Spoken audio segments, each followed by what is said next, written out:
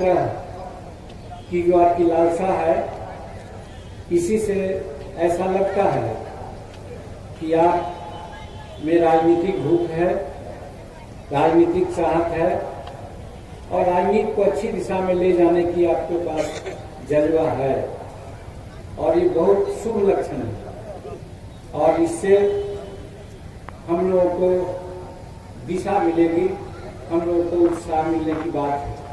इसलिए हम आप लोगों को बहुत बहुत धन्यवाद देते हैं। भाई बहनों, बहुत सारी बातें हमारे साथियों ने की, वो मौजूद है और आप लोग सब जानकार हैं। छोटी सी बात हम आपसे कहने के लिए आए हैं, ये जो चुनाव है 2020 का, जो 2025 तक के आप इजाजत देंगे सत्ता में रहने का, एक अहम समय है ये। इस समय में हमको आपको बहुत सावधानी से काम करने की आवश्यकता है और ऐसा हम देख रहे हैं कि आए दिन कुछ लोग आ रहे हैं, वैसे लोग आ रहे हैं जो न तो कभी आंदोलन किया, न तो कभी कोई सामाजिक सरोकार रहा और एकाएक राजनीति में आए हैं और कल प्रधानमंत्री मुख्यमंत्री बनने की जिज्ञासा रख रहे हैं और लोगों से बात करते हैं। क्या पक्ष है, किस कारण से वो कहते हैं, कौन समाज सुधार की बात करेंगे, अपना कोई ब्लूप्रिंट वो नहीं बतलाते हैं। सिर्फ और सिर्फ एक बात कह रहे हैं जो हम सुन रहे हैं, आप भी सुन रहे हैं। वो जानते हैं और हम भी जानते हैं कि संसार में सबसे ज्यादा युवा वर्ग के लोग हिंदुस्तान में हैं और हिंदुस्तान में भी सबसे ज्यादा युवा वर्ग के लोग बिहार में हैं। जानते हैं लोग कि युवा शक्ति बहुत बड़ी शक्ति है और युवा अगर सचमुच में ठान लिया कुछ करने को तो फिर उसके सामने कोई नहीं है। ये दिमाग में बात रख करके आज हमारे युवाओं को लॉलीपॉप बताया जा रहा है कि 10 लाख लोगों को हम नौकरी देंगे। उसमें भी सरकारी नौकरी की बात करते हैं। नियोजन की बात याद रखिए, नियोजन और नौकरी में फर्क है। नियोजन होता है कि कोई भी काम करके हम जिंदा रह सकते हैं, हमको मौका मिलना चाहिए, और नौकरी का मतलब है चाहे प्राइवेट क्षेत्र हो या फिर सरकारी हो, किसी के मातहत हमको काम करना है, उसको नौकरी कहते हैं। हम कहना चाहते हैं कि 2005 के पहले जो आज बोल रहे हैं इतनी बड़ी संख्या में नौकरी देने का, तो क्या उस समय यहाँ किया गया था बिहार में? न तो एक कारखाना लगे और न तो और कोई बहुत बड़ा व्यवसाय का काम हुआ, बल्कि उल्टे कारखाना वाले लोग थे, व्यवसाय वाले लोग थे, बिहार छोड़ के जा रहे थे और बहुत छोड़ भी दिए थे। तो फिर आज कौन बिना पर कहते हैं कि हम 10 लाख लोगों को नौकरी देंगे? तो हम आपको कहना चाहते हैं ये झूठी बात बोल रहे हैं, लौकिक बात दे रहे हैं हम लोगों को, कुछ समझा रहे हैं गलत। और उसमें हम कहा करते हैं, आप भी जानते होंगे, कल प्रधानमंत्री जी ने भी इसकी चर्चा की है कि 10 लाख नौकरी देने का मतलब है 60,000 करोड़ रुपया सालाना हमको खर्च होगा। और आज करीब करीब 4 लाख के आसपास में नौकर लोग हैं, सरकारी नौकरी में हैं, उनको हम लोग 57,000 करोड़ रुपया दे रहे हैं। अगर दोनों को मिला दिया जाए तो लगभग 1,17,000 करोड़ रुपया खर्च होंगे सिर्फ और सिर्फ नौकरी में। और बिहार का बजट क्या है? जब नीतीश कुमार जी आए थे 2005 में बिहार में, तो इनका बिहार का बजट 48,000-50,000 के आसपास में था और आज हमारा बजट 2,25,000 का हो गया। जब 2,25,000 का हमारा बजट है, उसमें 1,17,000 रुपया हम सिर्फ दे देंगे नौकरी पेशा वालों को, तो विकास के लिए क्या काम बचेगा? 1,10,000 5,000। इससे क्या विकास होगा बिहार का? तो इसका मतलब है कि वो झूठी बात बोल रहे हैं, बरगला रहे हैं। यहाँ पर एक संदेह होता है हमको, और शायद आप लोग इस बात को समझते हैं कि हाँ वो नौकरी देंगे, नियोजन देंगे और एक बहुत बड़ा उद्योग वो चलावेंगे। और उद्योग कौन है, कौन उद्योग होगा? वो होगा अपहरण और लूटपाट का उद्योग होगा, जो 2005 डॉक्टर लोगों का अपहरण, इंजीनियर लोगों का अपहरण, व्यवसायियों का अपहरण और बड़े बड़े किसान लोगों का अपहरण हुआ करता था, अपहरण होता था। यहाँ तक कि समझ में बात आती है और आप लोगों को भी समझ में बात आती होगी, लेकिन जो सूक्ष्म बात है शायद ही समाज में कुछ कम लोगों को पता होगा, जो मैं आपसे बोलना चाहता हूँ। क्योंकि हम भी उस समय विधायक थे, आप जानते हैं 1980 से हम विधायक रहे हैं। उसमें होता था क्या, डॉक्टर पकड़ा गया, इंजीनियर पकड़ा गया, बड़ा बड़ा सेठ पकड़ा गया, तो निगोशिएशन कहाँ से होता था, कहाँ पंचायती होती थी? पंचायती एक अन्य मार्ग में होती थी। एक अन्य मार्ग आप समझते होंगे, मुख्यमंत्री का घर, मुख्यमंत्री का निवास बिहार में एक अन्य मार्ग में है, वहाँ पंचायती होती थी। लालू प्रसाद जी आराम से बैठते थे और कहते थे, ए डॉक्टर साहब, ए सेठ जी, अरे ये बच्चा लोग भूखा उठा है, इन लोगों को दे दीजिए, छोड़ देगा। इस तरह की बात उसमें होती थी। आज नीतीश कुमार के राज में 2005 के बाद है हिम्मत किसी को इस तरह की बात करने की? यही कानून और व्यवस्था उस समय की थी और आज की बात है। और इसी में काफी लोग उद्योग में लगे हुए थे, काफी लोगों को इसमें रोजगार मिल रहा था। तो वही उद्योग, वही व्यवसाय अगर वो सत्ता में आएंगे तो लाएंगे, इसलिए वो कह रहे हैं कि हम 10 लाख में उनको नौकरी देंगे। तो अब आप दिल्ली रखिए, आप इसका जजमेंट कीजिए कि क्या वो राज पलटना चाहिए, वैसी व्यवस्था आनी चाहिए? अगर नहीं आनी चाहिए तब तो निश्चित है कि भारतीय जनता पार्टी, जनता दल यूनाइटेड, नीतीश कुमार जी का, फिर हिंदुस्तानी अवाम मोर्चा सेकुलर जिसके अध्यक्ष हम हैं, और फिर विकासशील पार्टी वीआईपी पार्टी है, ये चारों का, एक का कमल, दूसरे का तीर, तीसरे का कड़ाही और चौथे का नाव है। हम लोग मिल करके बिहार में चुनाव लड़ रहे हैं और चुनाव लड़ रहे हैं तो इन चारों चुनाव चिन्ह में कहीं भी आप एक की विधानसभा में देखिएगा तो एक ही चुनाव चिन्ह मिलेगा आपको। जैसे आज गुरुआ में हम लोग हैं, यहाँ भाजपा के हमारे उम्मीदवार है राजनंदन दांगी जी, यहाँ कमल छाप लेकर के आए हैं। बगल में से घाटी है, वहाँ विनोद यादव जी हैं, तीर छाप पर जदयू के उम्मीदवार हैं। उसके बाद आगे इमामगंज में चले जाइए जहाँ के हम उम्मीदवार हैं, वहाँ कड़ाही छाप है। कहने का मेरा मतलब है कि हर जगह ये तीनों चारों जो मेरा चुनाव चिन्ह है उसी में एक को चुनना है। तो यहाँ पर कमल छाप है, इसलिए हम आप लोगों से अनुरोध करने के लिए आए हैं कि ये कमल छाप सिर्फ राजीव नंदन जी का नहीं है, ये नीतीश कुमार जी का, सुशील मोदी जी और नरेंद्र मोदी जी का, जीतन मांझी जी का, और हमारे जो ये हैं सन्नौफ मल्लाह हमारे साथी हैं, उनका भी है। तो कहने का मेरा मतलब है, आप लोगों से अनुरोध करना चाहते हैं कि 28 तारीख को हर हालत में आप लोग एक कमल छाप पर बटन दबा करके भाई राजीव जी को जिताने का काम करेंगे। दूसरी बात हम आपसे कहना चाहते हैं, जो शायद दुख लगता है, लगेगा लोगों को, और किसी एक समाज पर हमारी उंगली नहीं है, लेकिन ये आप लोग समझिए, हमें गुदाम से जमीन मिली है, हमें सीलिंग से जमीन मिली है, हमको बिहार सरकार की जमीन मिली है। हमारे शेड्यूल कास्ट, शेड्यूल ट्राइब्स के भाइयों बहनों का आज उस पर कब्जा नहीं है।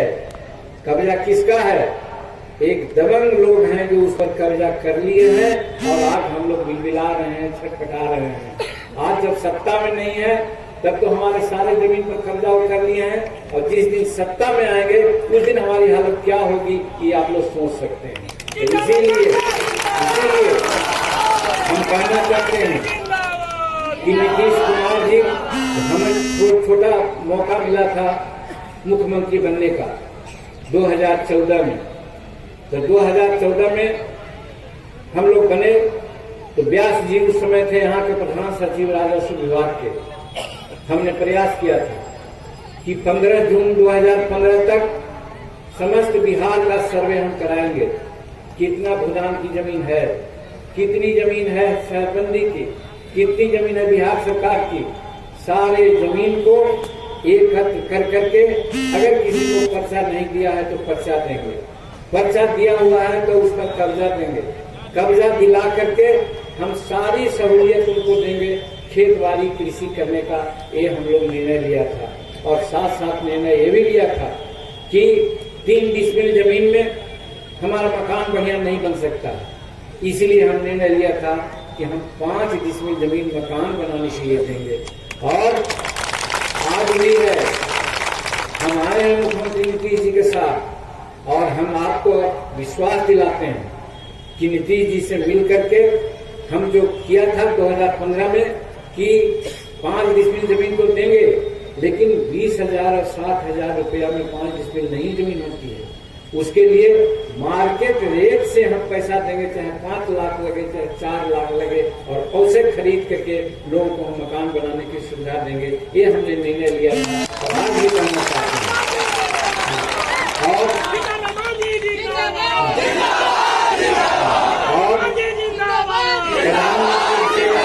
और हम बताना चाहते हैं, चाहे तो नीति आयोग में जाना पड़े, मुख्यमंत्री जी से कहना पड़े या एवं प्रधानमंत्री जी से कहना पड़े, हम कहेंगे कि आज जो इंदिरा आवास गरीबों को दे रहे हैं, मान्यवर बना रहे हैं, वो आधुनिक युग में एक साधारण परिवार को रहने लायक नहीं है। एक कोठरी बना दिया, एक उसारा दे दिया और इंदिरा आवास हो गया। इसमें ये तो 17वीं शताब्दी में भी शायद ऐसा नहीं होता था, या आज है। टापू पर, टार पर, नदी किनारे, सड़क किनारे हमारे लोग मकान के अभाव में झोपड़ी दे करके रहते हैं। अगर बनाना है तो एक सभ्य परिवार जो साधारण होता है वैसा बनाइए, और वैसा बनाइए कब होगा कि कम से कम 3 कमरा बनाइए, ओसारा दीजिए, उसमें किचन बनाइए, यानी भोजनालय बनाइए, खाना बनाने का अलग हो जाए, शौचालय अलग हो, और साथ साथ हमारे जो जिया जंतु रहते हैं, चाहे हम बकरी पालते हैं, चाहे सुअर पालते हैं, चाहे जानवर पालते हैं, उसको रखने का अलग जगह नहीं दीजिए। ये सब एक कर करके और पानी दे दीजिए हमको, बिजली तो दे ही रहे हैं, शौचालय तो यही है। ऐसा अगर देते हैं तो कहा जा सकता है कि एक निम्न वर्ग के मध्यम वर्गीय लोगों को रहने लायक है। इसमें चाहे जितना पैसा हो, हमारा भी अंश है, इसलिए नीति आयोग में जाकर के या प्रधानमंत्री से कह करके हम ऐसा व्यवस्था कराने की बात सोचे हैं। इसीलिए माननीय मुख्यमंत्री जी के साथ हम आए हैं। इसलिए हम गरीब भाइयों को, जो मकान जिनको नहीं है, उन लोगों को हम स्वस्थ करना चाहते हैं, स्वस्थ करना चाहते हैं, आपके लिए व्यवस्था होगी। और एक अव्यवस्था भी है, वो अव्यवस्था क्या है कि हमारा परिवार सड़क किनारे, नदी किनारे, पईन किनारे, छौर पर या शहरों में झोपड़ी झोपड़ी बना कर तो रहता है, और कहीं कहीं आज अतिक्रमण के नाम पर या और के नाम पर एक बार बुलडोजर चला दिया जाता है। हमको याद है पटना में हमारी 2-4 बेटियां जो गर्भावस्था में थी, निकाल दिया गया, मकान तोड़ दिया गया, रात में सड़कों पर उसको प्रसव हुआ है। हम ये कलंक को दूर करना चाहते हैं। हम प्रधानमंत्री से मिल करके, नीतीश कुमार जी से बात करके हम चाहेंगे कि जहां हमारा आदमी बसा हुआ हो उसको तभी हटाइए जब तक कि उसका वैकल्पिक व्यवस्था न हो जाए, और ये सुप्रीम कोर्ट का भी आदेश है। तो इसीलिए हम गरीबों के लिए यही करेंगे कि एकाएक कोई नहीं हटावेगा, और हटाने के पहले उसको बसने का इंतजाम कर देगा, तब उसको हटाया जाएगा। ये व्यवस्था भी हम लोग कराना चाहते हैं, और हम समझते हैं नीतीश कुमार जी को ये बात है भली भांति पता, वो भी दुखी हैं, और सुप्रीम कोर्ट के कुछ आदेश ऐसे हो जाते हैं जिसके चलते वो थोड़ा मौक जाते हैं। और नरेंद्र भाई मोदी जी से मिल करके हम लोग इस बात पर चर्चा करके गरीबों के लिए इस तरह की बात करेंगे। एक बात और है मेरे भाइयों, शिक्षा है। कल ही हमने अपना एक संकल्प पत्र जारी किया है जिसके घोषणा पत्र है। शायद कुछ लोग ऐसा बोलते हैं, लेकिन हम 2017 में ताल कटोरा स्टेडियम में हम अपना हिंदुस्तानी अवाम मोर्चा सेकुलर का कर रहे थे अधिवेशन, उसमें हमने कहा था कि लोहिया साहब ने कहा है और बाबा भीमराव अम्बेडकर ने कहा है कॉमन स्कूलिंग सिस्टम, और लोहिया जी ने कहा कि राष्ट्रपति का बेटा हो या भंगी का संतान, सबको शिक्षा एक समान। आज है क्या? आज नहीं है। हम कहना चाहते हैं हम जात के भुइयां हैं। हमारा बेटा अभी संतोष कुमार एमएलसी है, वो एमए है, पीएचडी है, नेट है और अभी प्रोफेसर है गया कॉलेज में। उसको हम कहाँ पढ़ाए थे? उसको पढ़ाए थे डॉन बॉस्को में, दिल्ली यूनिवर्सिटी में। कि वो हमारा भुइयां समाज का आदमी है, अपना बेटा को डॉन बॉस्को में पढ़ाएगा। तो हमारा कहना है कि सबके बच्चे कॉमन स्कूलिंग सिस्टम का मतलब यही है, राष्ट्रपति का बेटा भंगी का संतान एक साथ पढ़े, यही सिस्टम है। और विदेशों में वैसा है। आज अमीर लोग चाहे जिस जात का हो, हम तो अपना उदाहरण दिया, लेकिन जिस जात का हो 20 लाख, 25 लाख, 30 लाख पैसा दे करके अपने बच्चों को पढ़ाते हैं बाहर। और हमारा बच्चा बिहार की जो सरकारी विद्यालय में पढ़ता है, आज विद्यालय की स्थिति क्या है? टीचर बहाल हो रहे हैं, दुख नहीं मानेंगे टीचर समाज के लोग। आज हम कहना चाहते हैं कि प्राइवेट स्कूल में 10,000 रुपया मिलता है, 15,000 रुपया मिलता है, तो कैसे करके पढ़ाई पढ़ाता है। और हमारे टीचर को 60,000 और 70,000 रुपया मिलता है और हमारे बच्चे बढ़िया से नहीं पढ़ पाते। हमारा कहना है कि इस तरह की बात नहीं चलेगी। इस तरह पढ़ाई ठीक करने के लिए भी कमेटी बनी हुई है। और आज से 2 साल पहले आप लोग जानते होंगे इलाहाबाद हाईकोर्ट ने किया था, उसी चीज को हम करने जा रहे थे, लेकिन बीच में पट्टा छेद हुआ। हम क्या करने जा रहे थे? हम कानून बनाने जा रहे थे कि कोई भी सरकारी पदाधिकारी हो, कोई भी मिनिस्टर हो, कोई भी एमएलए हो, सबका बेटा सरकारी विद्यालय में हमारे गरीब के बच्चों के साथ वो पढ़ेगा तो उसकी स्थिति ठीक हो जाएगी। और नहीं तो आज बेटा विकल मांझी का बेटा पढ़ रहा है प्राइवेट में और बुधुआ मांझी का बेटा पढ़ रहा है अगर सरकारी विद्यालय में, तो काहे हम कहेंगे अरे वो पढ़ रहा है, पढ़ेगा कि नहीं पढ़ेगा। हमारी सोच ये है, इस सोच को बदलना होगा। और जब तक हम शिक्षा में आमूलचूल परिवर्तन नहीं करेंगे तब तक ये व्यवस्था ठीक नहीं होगी। इसीलिए हम कॉमन स्कूलिंग सिस्टम की बात करते हैं मेरे भाइयों। और जब सरकार नीतीश जी के साथ आए हैं तो निश्चित रूप में इस एजेंडा को आगे बढ़ाने का काम करेंगे। इसलिए हम आप लोगों से कहना चाहते हैं कि आप नीतीश जी का हाथ मजबूत कीजिए। और नीतीश जी, आज हम लोग संकल्प लिए हुए हैं, हम नीतीश जी के पार्टी में मिले नहीं हैं, हम उनका एक जिसको कहते हैं गठबंधन में हम हैं। और गठबंधन में तभी आदमी होता है जब गठबंधन में सभी नीति और ये सबसे मेल खाता है तब। तो नीतीश कुमार जी के कार्यक्रमों से हम लोगों को मेल खाया है, तब आज उनके साथ हैं। और वो कहाँ है? एनडीए गठबंधन में है, जहाँ भाजपा के लोग हैं, जहाँ और तरफ के लोग हैं। तो सब में एक तारतम्य है, सब विकास करना चाहते हैं और काम करना चाहते हैं। इसीलिए हम आपसे अनुरोध करना चाहते हैं कि आज एनडीए गठबंधन में हम लोग हैं। एनडीए गठबंधन में जो ये 20 से 25 वाला समय होगा, यही सब सामाजिक सुधार का समय होगा। और छोटा मोटा जो काम बच गया है उसको भी करेंगे। लेकिन परिवर्तन की बात लोग करते हैं, परिवर्तन कैसा, किससे? अभी हम उदाहरण दे रहे थे, आपके सामने भी बोलते हैं कि चला राजधानी एक्सप्रेस पटना से गया कलकत्ता से, और रुक गई है वो गाड़ी मुगल सराय में। और गाड़ी अगर रुक गई है और उसको दिल्ली जाना है, अगर एक नौसिखुआ ड्राइवर को लगा दीजिएगा तो गाड़ी आगे जाकर के गंगे में नहीं गिरा देगा, पलटिए न देगा वो। तो वही तरह की बात मेरा कहना है। आज 15 साल से जिसको सत्ता का अनुभव है और इतना बढ़िया से चला रहे हैं, और उसको हटा करके नौसिखुआ जिसको कि अभी कितना दिन हुआ है आप लोग सब जानते हैं। तो हमारा कहना है परिपक्व नेतृत्व के हाथ में देना है सत्ता, और वो परिपक्व नेतृत्व हमारे नीतीश कुमार जी का है। और हम धन्यवाद देते हैं। कुछ कंफ्यूजन होता है कि भाजपा के लोग नीतीश कुमार जी को साथ नहीं देते हैं या साथ नहीं देंगे। तो भाई अब आपके सामने तो सारी बात सामने आ गई। कल भी भारत के प्रधानमंत्री भाई नरेंद्र मोदी जी ने क्या कहा कि अगला मुख्यमंत्री बिहार का नीतीश कुमार होंगे।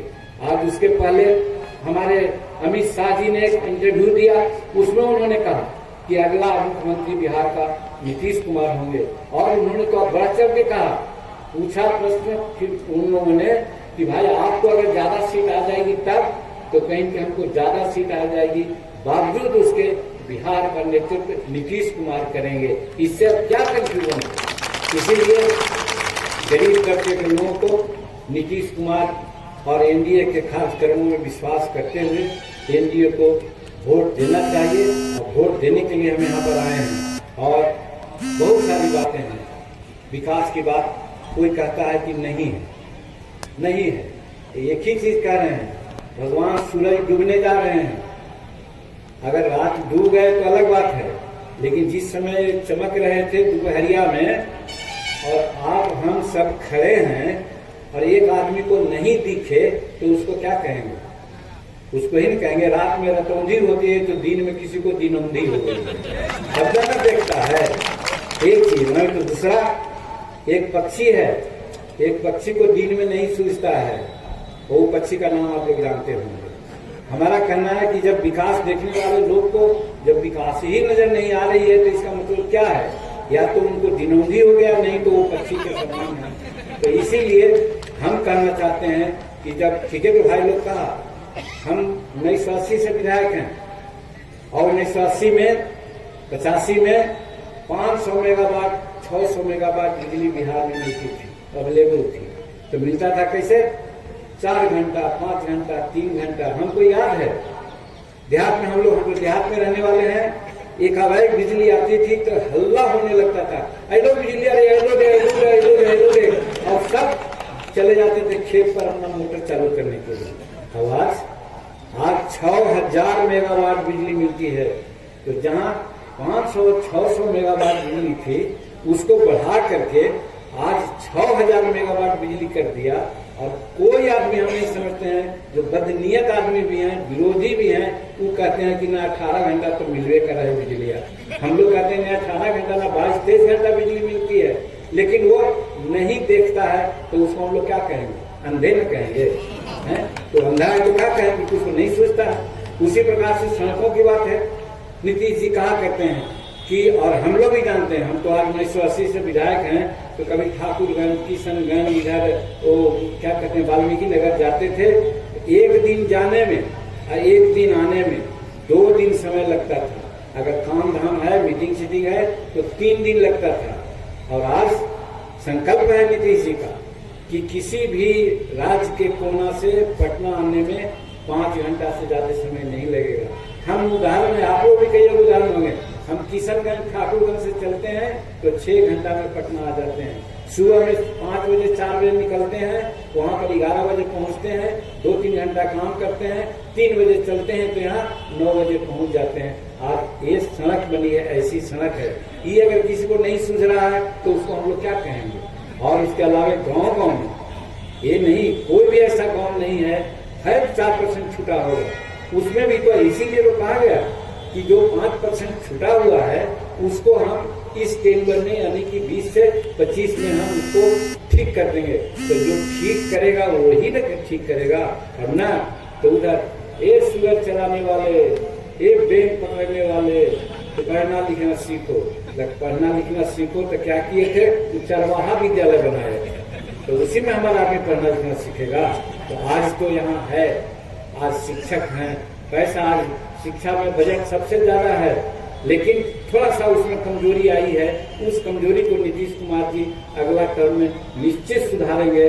और जो गरीब के बच्चे प्राय सरकारी विद्यालय में पढ़ते हैं, उन बच्चों को पढ़ाने का मुक्ता एकदम पक्का इंतजाम किया जाएगा। और एक बात हम अनुसूचित जाति और जनजाति के भाइयों के लिए कहना चाहते हैं। एक तरफ तो हम जमीन की बात किया, हम 1 एकड़ जमीन भी खरीद के लोगों को देने की बात किया है कि ताकि वो खेत काम करे।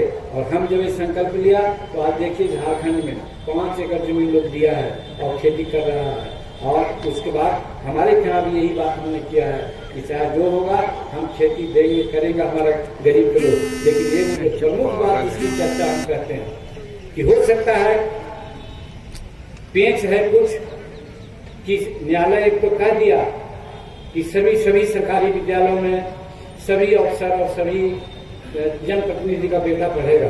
हो सकता है कोई दिक्कत हो, लेकिन उसके बीच में एक उपाय हमको सुझा है। उपाय ये है कि आंध्र प्रदेश, कर्नाटक और उड़ीसा छोटा राज्य है हमसे, जनसंख्या हमसे आधी है, लेकिन जानते हैं वहाँ शेड्यूल कास्ट शेड्यूल ट्राइब के बच्चे आंध्रा में 7 लाख बच्चे और बच्चियां सरकारी रेसिडेंशियल विद्यालय में पढ़ती है। रेसिडेंशियल विद्यालय, आवासीय विद्यालय का मतलब आप जानते हो। सब जगह हाथ उठा है, सब जगह हाथ उठा है। राजीव गांधी जिंदाबाद, राजीव गांधी जिंदाबाद, राजीव गांधी जिंदाबाद। राजीव जी को माला पहना देना, पहना दीजिए। एक बार फिर बोलिए, राजीव गांधी जिंदाबाद, एक बार राजीव गांधी जिंदाबाद। विश्वास के साथ, बहुत विश्वास के साथ और विशेष करके दलित, महादलित और शेड्यूल कास्ट के परिवारों की ओर से ज्यादा हम आश्वस्त करते हैं दांगी जी को और एनडीए के सभी प्रत्याशियों को। इस बार हमारा समाज 100% आपको वोट देगा, और ई वोट दिया तो बाकी समाज के लोग तो दे ही रहे हैं। निश्चित रूप में सबकी जीत होगी और हमारे राजीव जी की भी जीत होगी।